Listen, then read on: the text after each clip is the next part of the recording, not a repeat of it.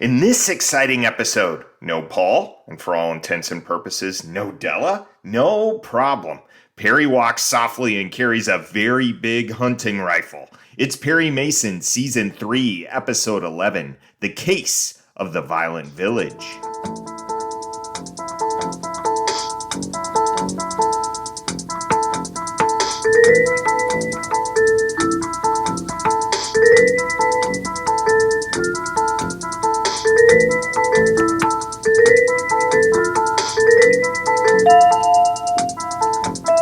Welcome to the Perry Pod. I'm your humble host, Jonathan Searcy. My purpose here, pretty simple, provide an audio companion to the greatest legal drama in television history, Perry Mason. I plan to do an episode of every episode of the television series, and as time permits, I'll get to some of those made-for-TV movies too. I'll be working through the series in the order in which the episodes were aired. Each episode, I give you a brief refresher on the plot and compare it with an Earl Stanley Gardner story or novel if it was an adaptation. Next, I list some key pieces of trivia before I tackle the episode's theme, and then we feature a Perry Proverb, a pearl of wisdom from the man himself before heading to the post-case water cooler where, just like Perry, Della, and Paul, we can discuss the ins and outs of their adventures. But first, to the law library! Each episode in the Law Library, we investigate some legal conundrum brought to our attention in the episode so we can find fresh precedents for future cases. In this visit to the Law Library, we discuss special prosecutors. Oh, I get it. It's that special prosecution we've come to know and expect from California. In today's case, the sheriff's daughter, dead, the victim of murder. This is just 1 year after the sheriff's other daughter died in a car accident. This all happens in Fawnskin, California. Not exactly a bustling metropolis, if you know what I mean. So now that we've got a high-profile murder, apparently California's Attorney General appointed a special prosecutor, one Everett Ransom. Though why the Attorney General picked the guy who portrayed Philip Larkin in the case of the prodigal parent, I'll never know. One of Season 1's worst villains, in my opinion. You see, as a special prosecutor, Everett Ransom will be on unfamiliar ground, just like Mason. Everett Ransom, Perry, is a special prosecutor set up by the Attorney General. This will be neutral ground, Mr. Mason. What do you mean, Mr. Ransom? Oh, for you and for me. That's true. I've always considered a courtroom neutral ground. Oh, well, I also mean that Fawnskin isn't exactly my stomping grounds, neither is it yours. Okay, so what's a special prosecutor? He's, quote, independent of the office that would normally exercise jurisdiction in a criminal investigation to avoid potential conflicts of interest or to facilitate subject matter area expertise, close quote. You want some examples? Ken Starr with the Clinton investigation, Lawrence Walsh, who handled the Iran-Contra affair. From what I can gather, the murder case in the case of the Violent Village is too close to the sheriff, and the town is too small to have one dedicated DA. So the AG of California has stepped in to make sure that a competent attorney will prosecute the case and that our defendant, Phil Beecher, will get a fair shake. You know, a neutral trial in the Violent Village's court. But now, we're getting into the plot. So let's take a trip to Fawnskin, shall we? The case of the Violent Village. The town, Fawnskin. The weather conditions, snow. Lots of snow. The average age of a resident in this snowy little lodge town? Approximately 73. Well, Phil Beecher's young, and he's back in town, and he's got some apologies to make. I was wrong having an argument with you in the restaurant. And I was wrong offering to drive Aggie back to town, but that's between you and me. And I've waited 10 months to come and ask you to please forgive me, Kathy. Seems Phil's just got done serving a dime, in months that is, for vehicular manslaughter. He gives us exposition as he tries to reconcile with his wife, Kathy. But I'll tell you again for the last time that Aggie Norris never meant anything in my life. Not after you and I got married. I love you, Kathy. I never stopped loving you through all the horror of those last 10 months. Now, I don't care what the town thinks or says. Kathy's not having it, though. Neither is the town. When Beecher checks in at the local lodge, Kathy won't let him stay with her. We add two more characters to our story. Ward Lewis is a cop who leads with his fists. Beecher! We don't want any drunken murderers in this town. What? Charlotte Norris was Aggie's sister, and at first, she appears to have forgiven Phil. He paid for what he did. The law said he's finished with it, and I say let's be finished with it too. All this draws the attention of lodge visitor Perry Mason, a friend of Charlotte's dad, the sheriff. Perry fraternizing with cops? Charlotte's forgive and forget speech hasn't affected the town much, though. But in reality, Charlotte hasn't forgiven Phil either. Her turn the other cheek routine, just a setup, with the help of a bookmaker and doofus extraordinaire Norman Thurston, she plans to implicate Phil in grand larceny and get him back behind bars. Toot sweet. It's all kind of icky, especially when Thurston's wife calls. This is Mrs. Thurston. I didn't know you were working late tonight, too, Charlotte. Your wife. Beecher will be here soon. Yes, Judith. What is it? You didn't tell me Charlotte Norris was working with you. But, honey, you know she always works with me on payrolls. Charlotte lures Phil to the mill under the pretense of giving us some cash for an employee suggestion he made over a year ago. Judging from Beecher's hair, my guess is he suggested that men not have to wear helmets on the floor of the mill or anything that endangered the structural integrity of that glorious do. Well, Phil comes by, chaos breaks out. Papa Norris hears that Phil is alone with Charlotte while she's working on the payroll, and he calls the lumber mill. I like the idea of her being alone with Beecher and all that money. Hello? Hello? Hello, Charlotte. What was that? Sounded like a shot. A pistol shot. The cops arrive and Charlotte is dead? And the money's gone too? Uh-oh. I've outlived my children. The safe is open. Beecher. Anybody see Beecher? Supposed to be here. Maybe he was here. Killed Charlotte and took over that payroll money. Kathy Beecher calls up Perry and gets him to help Phil.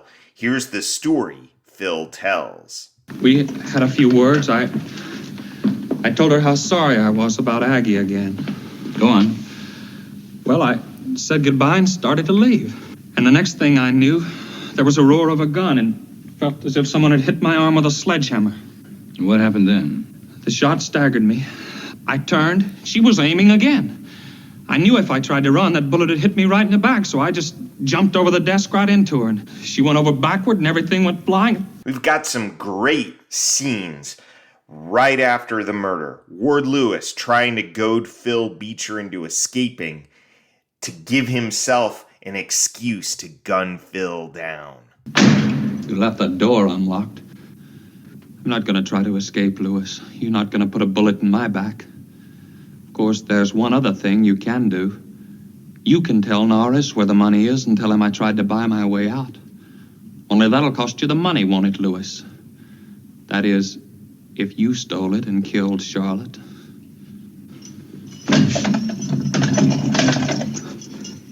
Goodbye, Beecher. Let's not forget skull bursting through his forehead, Robert Tepper. If you've sold your soul to the general store, it's now in Tepper's possession, and he's a weird old dude who's probably stuffed that soul in a coffee can out behind his store's property. Do you usually stay open that late at night? I got a night bell. I sleep in the back. And what time do you usually close? 8 o'clock. Except Saturdays are closed at 10. Everybody knows I'm in the back if I ain't out front. Store's open practically 24 hours. There's Judith Thurston, Doofus Norman's bride. She's hardly sympathetic. You're going to defend Philip Beecher, aren't you? That's right, Mrs. Thurston. It's always been a mystery to me how a reputable attorney can defend a man everybody knows is guilty. And then we've got Special Prosecutor Ransom, who it seems is continually playing to a non-existent jury. Let us count his many objections. I don't get the point of all this, Your Honor. Object, immaterial, incompetent, and irrelevant. Object. Same reason. Object, Your Honor. The question is irrelevant, incompetent, and immaterial, and improper since it was not part of the direct examination. Object, Your Honor. Irrelevant, incompetent, immaterial, and improper cross-examination. I object, Your Honor. This is just the type of shenanigans Perry Mason is noted for. All right, let's unspool the tangled yarn of this plot.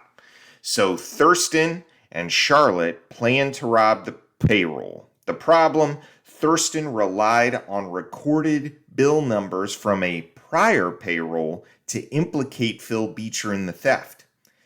Old Man Tepper, however, has some of those supposedly stolen bills stuffed in a coffee can that's buried in the wilderness. Okay, this proves Thurston was lying.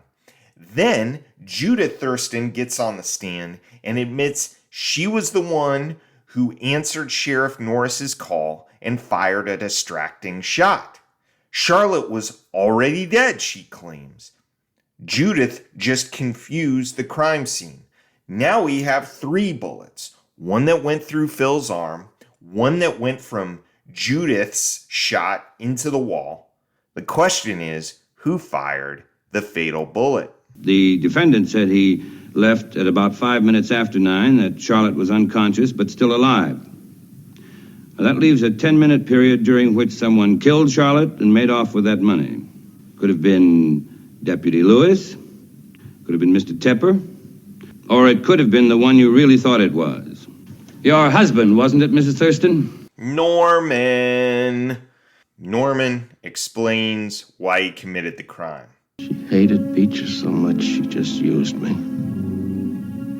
She was so angry about us missing him with the gun. She was all twisted and full of bitterness and hate. She never cared about me or the money. She just wanted revenge for Aggie. I picked up the pistol. I shot her. Very sober Sheriff Norris as the episode closes, at least when he reflects on his daughter. Well, Gene, you've had a pretty rough time. I think of Charlotte, like Thurston said. It was her hate. Got her all twisted up. Nothing's all black or white, even hate. He does perk up when he tells Perry about Everett Ransom not wanting to have anything to do with Perry again. The episode, while billed as a based on characters by Earl Stanley Gardner, which typically indicates an original script, actually does have an Earl Stanley Gardner story behind it. ESG wrote one Perry Mason short story. Its central crime, not murder, but theft. Its title, The Case of the Irate Witness, and it provides the germ for the case of the Violent Village. The titular witness being the basis for the Tepper character. Okay, so in this story, the protagonist is an ex-con. He gets arrested when the money of the local mill where he works at goes missing, and numbers on the bills that were stolen match bills that are in the con's possession. Okay, Perry, who is driving through the small town where the crime takes place, agrees to take the case on, prove this ex-con innocent through the use of, wait for it, an old man who hides his money in a coffee can. The guilty party, the payroll operator, the equivalent of Mr. Thurston.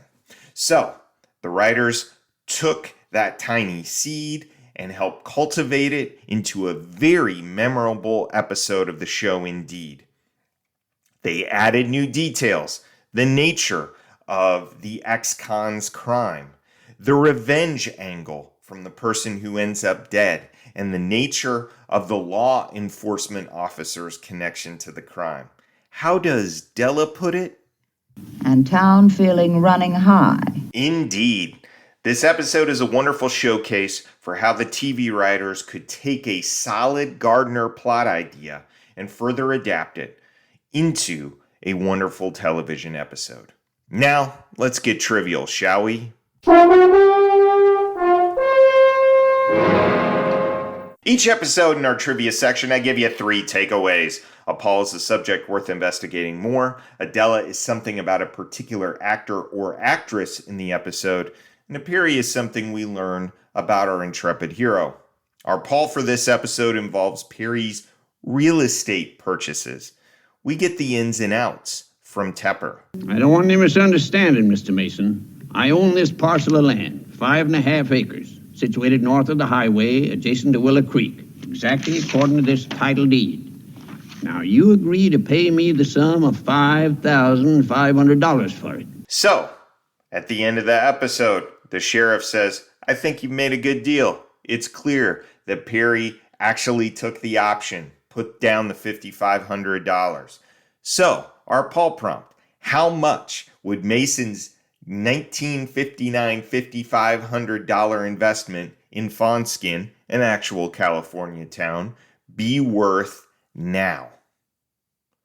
For this episode's Della, we focus on Barton MacLane, a.k.a. Sheriff Norris. Killed Charlotte. It killed my daughter.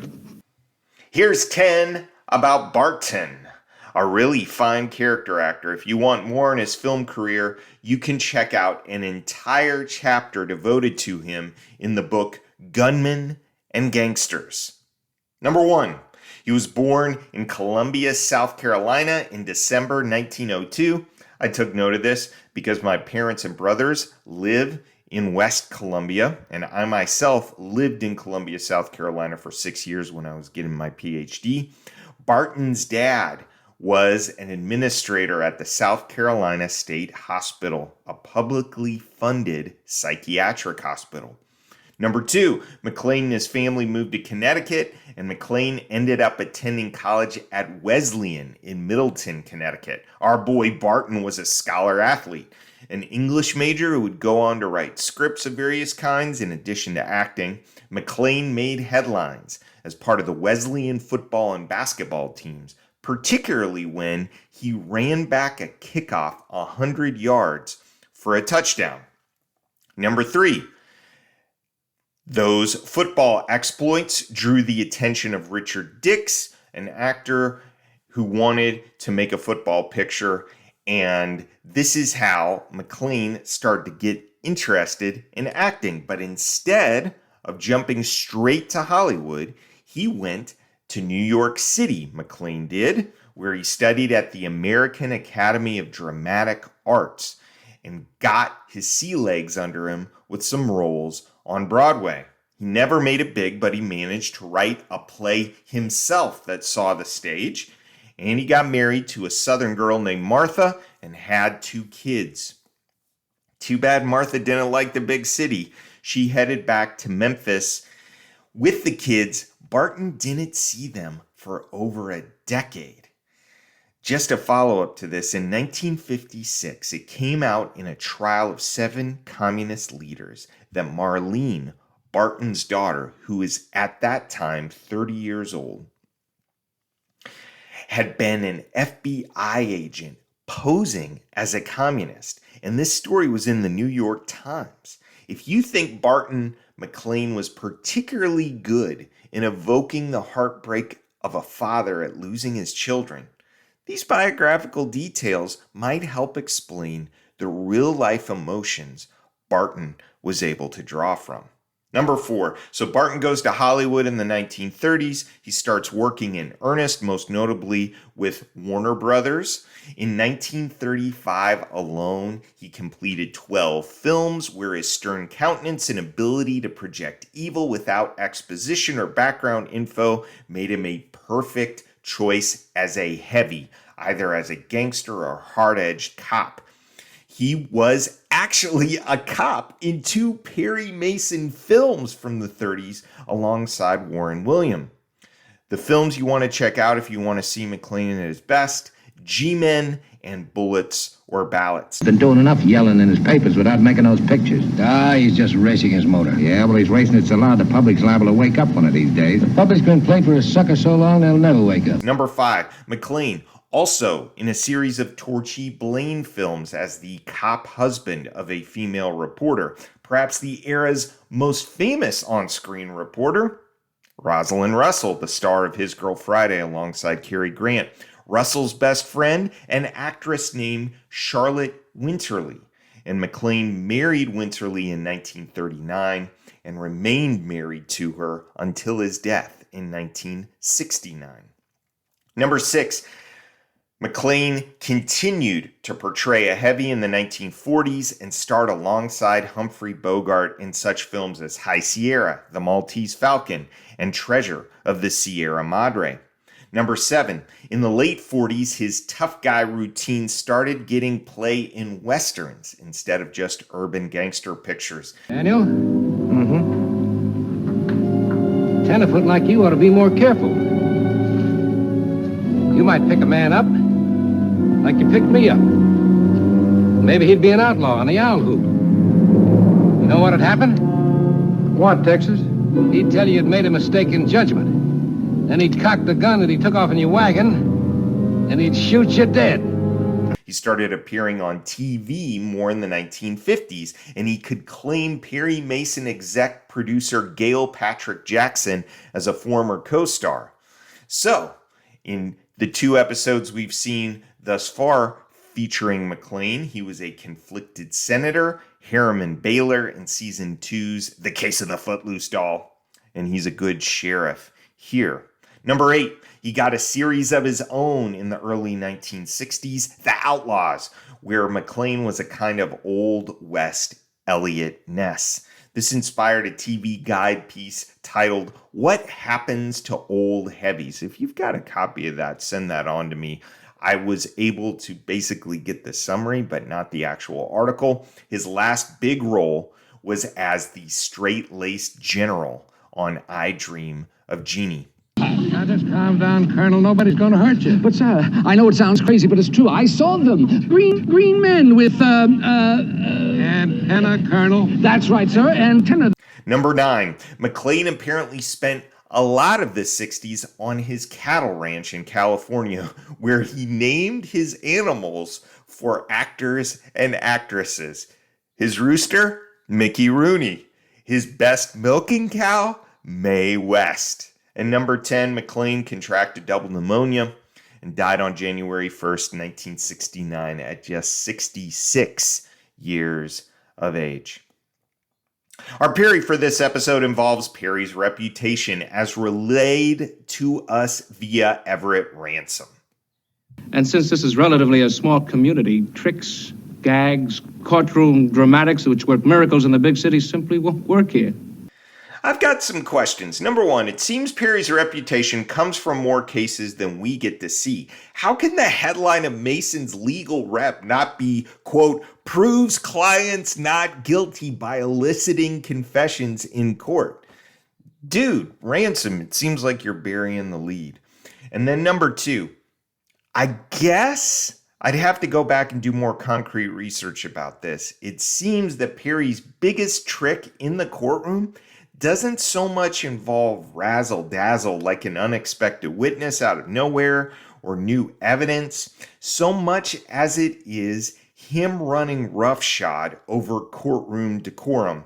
He basically commandeers the case from the prosecutor at some point. He gets the judge to approve him calling witnesses back to the stand in clear violation of courtroom order, right? Like, it's the prosecution's case. You don't get to just call people up willy-nilly. At some point, it always feels like Perry's able to railroad Berger into doing what he wants. Here's my question. Are his transgressions much more mundane than Ransom's bluster indicates? Maybe you've got thoughts on that. Here's my big takeaway. When you give us your take on Perry, you're actually just giving us a take on yourself. Your reading of Perry reads you. Everett Ransom, I don't like what I'm reading. Our theme for this episode, forgiveness. I'll just highlight the brilliant juxtaposition in this episode between our two female leads. Kathy Beecher, on the one hand, refuses to forgive Phil initially, then steps up and basically performs the role of Della Street in helping Mason prove her husband innocent. The rare restored marriage in the Perry canon. On the other hand, we've got Charlotte Norris, who pretends to forgive Phil, but is really plotting something much more sinister for him. And even Charlotte's dad can see the error of her ways as the episode closes. A question. Do you think Phil and Kathy stay in Fawnskin? Who forgives who? Does the town make peace with Phil, or do Phil and Kathy forgive the town? I hear the lumber mill's looking for a new bookkeeper, and Kathy showed she's pretty good with the books. Phil seems more like a clerk in the Tepper General Store. Maybe the marriage between the Beechers and Fawnskin can be saved. Now it's time for a Perry proverb.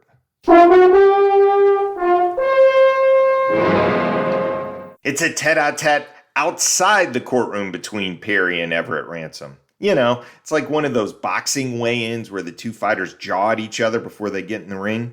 Ransom's doing a lot of talking, and Perry lays the proverbial smackdown with this declaration about the courtroom. I've always considered a courtroom neutral ground. After a lot of smoke from Everett, Perry gets the mic drop line. I'm looking forward to some of that courtroom neutrality, Mr. Ransom. We're looking forward to it as well, Perry. Well said. Now, let's grab a swig from the water cooler. There is one thing I don't understand. Go on, Paul. Each episode in the water cooler, we offer deleted scenes where we imagine some sequences that didn't quite make the episode's final cut.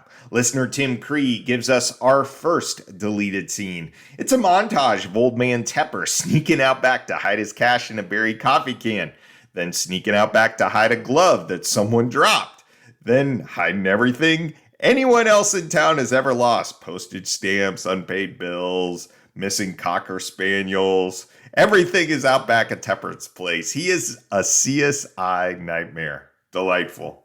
Two more. We get an explanation as to why Phil and Kathy have Southern accents when they're both living in California. And number three, Perry goes on the hunt with Sheriff Norris, and they laugh about how ridiculous it is to use guns this big to catch bighorn sheep. Yep, hunting season is open December to February in Fawnskin on bighorn sheep.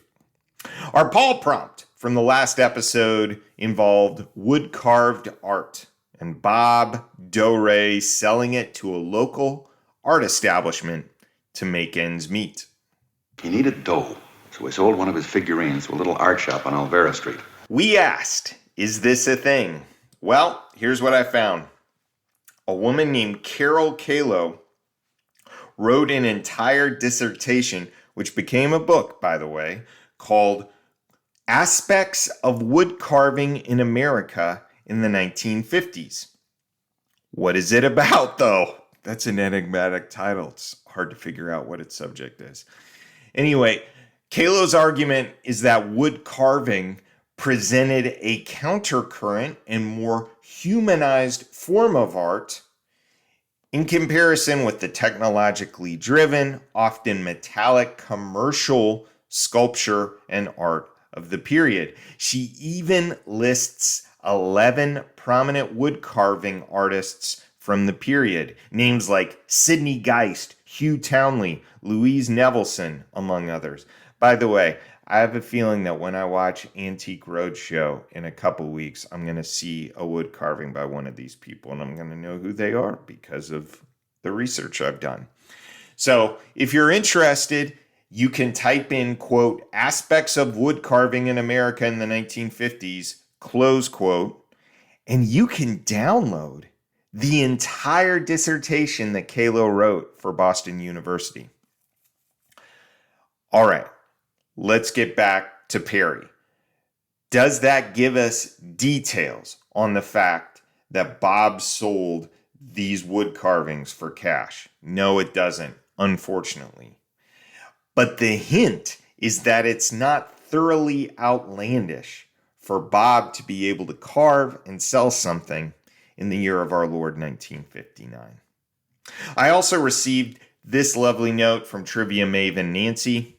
She writes, one comment on Lucky Legs I think is interesting. Perry leans over Margie in the courtroom and asks Della to take off one of her stockings. She doesn't even blink. She just goes out, comes back, hands him an envelope. His request is really a very intimate one, especially for the time frame. The scene is also so great with the tense music as Thelma Bell struggles with the stocking on her wrist, and Perry owes Della a new stocking. Great point, Nancy. And then she follows it up with this observation. As for your question about watching Perry, I do have an answer. I'm a big Dark Shadows fan, and all you ever hear is, quote, I ran home from school to watch it. With Perry, I have heard so often, I watched it with my dad. I don't really have that memory because I was too young, but my older sister does. She associates Perry with Dad sitting at his desk doing bookwork. He owned a feed mill and did his paperwork at night and watching Perry Mason. She says that the Perry music makes her cry because it reminds her of Dad, who has been gone over 30 years. Thanks so much for sharing that with us, Nancy. As always, I'd love feedback about this particular episode of the podcast in general. Was there something about this episode you'd like to comment on or correct? You can email me at theperrypod@gmail.com. You can get these episodes via Spotify, YouTube, and iTunes. Please join us next time as we get lesson number 458 on why any plan you have to rob and cheat on your wife shouldn't involve you jumping from a plane. I mean, you shouldn't rob and cheat on your wife in the first place, but you definitely shouldn't do it when it involves you jumping from a plane. It's the case of the frantic flyer. Until then, this is Jonathan Searcy saying, keep on walking that Park Avenue beat!